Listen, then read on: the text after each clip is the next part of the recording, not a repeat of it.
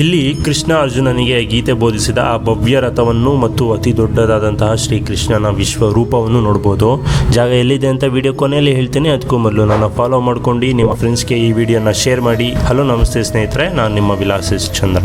ಈ ಜಾಗದ ಹೆಸರು ಕೇಳಿದ್ರೆ ಸಿಂಪಲ್ ಆಶ್ರಮ ಅಂತ ಅನ್ಸುತ್ತೆ. ಅದ್ರ ಒಳಗೆ ಬಂದ್ಮೇಲೆ ಕಾಣೋ ದೃಶ್ಯಗಳು ಲಿಟ್ರಲಿ ಮೈಂಡ್ ಬ್ಲೋಯಿಂಗ್ ಅನ್ಕೊಳ್ಳಿ. ಒಳಗೆ ಹೋಗ್ತಿದ್ದಂಗೆ ಈ ಆಶ್ರಮದಲ್ಲಿ 36 ಅಡಿ ಎತ್ತರದ ವಿಠಲರ ಮೂರ್ತಿ, ದುರ್ಗಾದೇವಿಯ ದೇವಸ್ಥಾನ ಹಾಗೂ ಗಣೇಶ, ಶಿವ, ರಾಮ, ರಾಧೇಶ್ಯಾಮ, ಸ್ಕಂದ, ಸತ್ಯನಾರಾಯಣ, ದತ್ತಾತ್ರೇಯ, ನವಗ್ರಹ ಮತ್ತು ಹನುಮಂತನ ದೇವಾಲಯಗಳು ಇವೆ.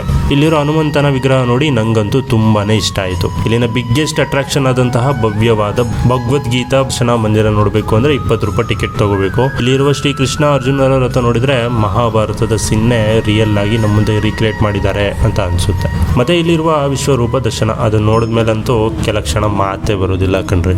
ಭಗವದ್ಗೀತಾ ಮಂದಿರ ಒಳಗೆ ಹೋಗಿದ್ರೆ ಗೋಡೆಗಳ ಮೇಲೆ ಇರುವ ಗೀತೆಯ ಶ್ಲೋಕಗಳು ಮತ್ತು ಪೀಸ್ಫುಲ್ ಅಟ್ಮಾಸ್ಫಿಯರ್ ಮನಸ್ಸಿಗೆ ಬೇರೆನೇ ಅನುಭವ ಕೊಡುತ್ತೆ. ಬೆಂಗಳೂರಿನ ಬ್ಯುಸಿ ಲೈಫ್ಗೆ ಒಂದು ಬ್ರೇಕ್ ಬೇಕು, ಮೈಂಡ್ಗೆ ಪೀಸ್ ಬೇಕು ಅನಿಸಿದ್ರೆ ಈ ಪ್ಲೇಸ್ ಡೆಫಿನೆಟ್ಲಿ ವಿಸಿಟ್ ಮಾಡಲೇಬೇಕು. ಜಾಗದ ಹೆಸರು ಬಂದು ವಿಶ್ವಶಾಂತಿ ಆಶ್ರಮ, ತುಮಕೂರು ರೋಡ್, ನೆಲಮಂಗಲದ ಹತ್ತಿರದ ಅರ್ಚನಕುಂಟೆಯಲ್ಲಿದೆ. ಇದರ ಎಕ್ಸಾಕ್ಟ್ ಲೊಕೇಶನ್ ಬೇಕು ಅಂದರೆ ನಾನು ಫಾಲೋ ಮಾಡಿಕೊಂಡು ಕಮೆಂಟಲ್ಲಿ ಲೊಕೇಶನ್ ಅಂತ ಹಾಕಿ ನಿಮ್ಮ DM ಗೆ ಕಳಿಸ್ಕೊಡ್ತೇನೆ.